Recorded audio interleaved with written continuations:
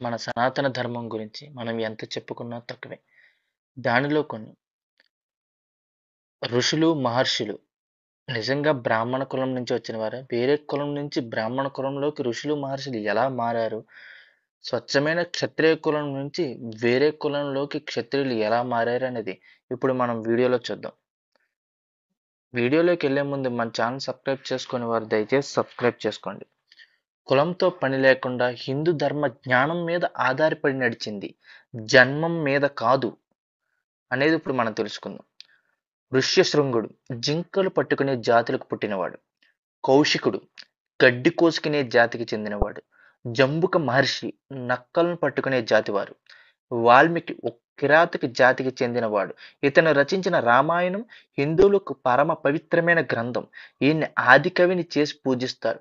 వ్యాసుడు ఒక చేపలు పెట్టే బెస్త జాతికి చెందినవాడు. హిందువులకు పరమ పవిత్రమైన వేదములు ఈయని చేత విభజన చేయబడ్డవే. అందుకే ఇతన్ని వ్యాసుడు అని పూజిస్తారు. గౌతముడు కుందేళ్లు పట్టే జాతికి చెందినవాడు. వశిష్ఠుడు ఒక వేశ్యకు పుట్టినవాడు. కనీసం తండ్రి ఎవరో కూడా తెలియదు. ఇతని భార్య మాదిగ స్త్రీ. అయినా అరుంధతి దేవి ఈ రోజుకు కూడా నూతన దంపతుల చేత అరుంధతి వశిష్ఠులకు నమస్కారం చేసే సాంప్రదాయాన్ని పాటిస్తూ ఉన్నాం. ప్రతి పూజలోనూ హిందువుల చేత అరుంధతి వశిష్ఠాభ్యం నమః అనే పూజలు అందుకుంటూనే ఉన్నారు. వీరి కుమారుడి శక్తి. ఇతని భార్య ఓ మాదిగ వనిత.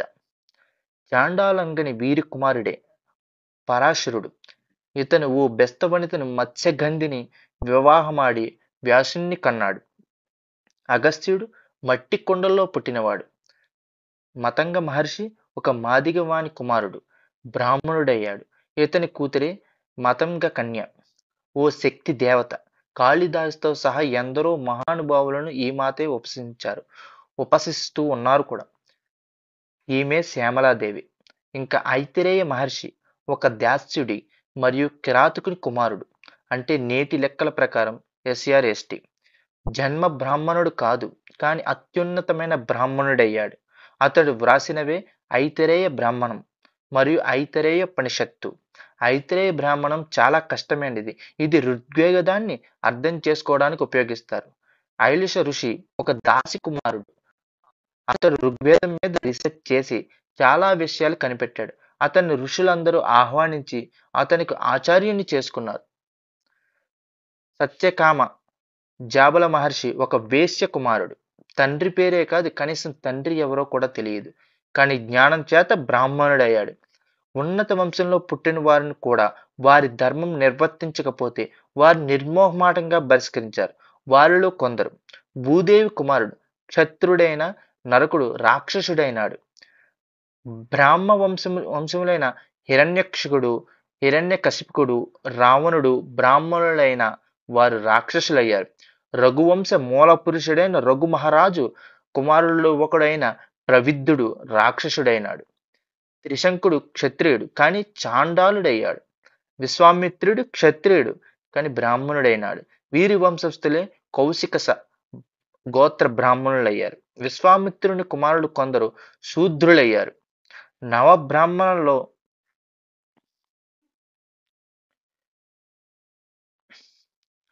ఒకడైన దక్ష ప్రజాపతి కుమారుడు వృషధుడు బ్రహ్మజ్ఞానం లేని కారణంగా శూద్రుడిగా మారిపోయాడు.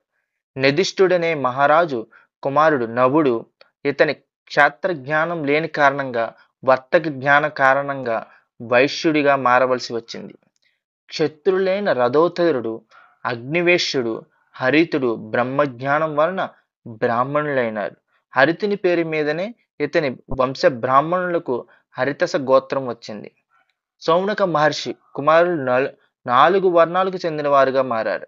అలాగే గత్సమధుడు, వితవ్యుడు, వత్సమతి వీరు కుమారులు కూడా 4 వర్ణాలకు చెందిన వారయ్యారు.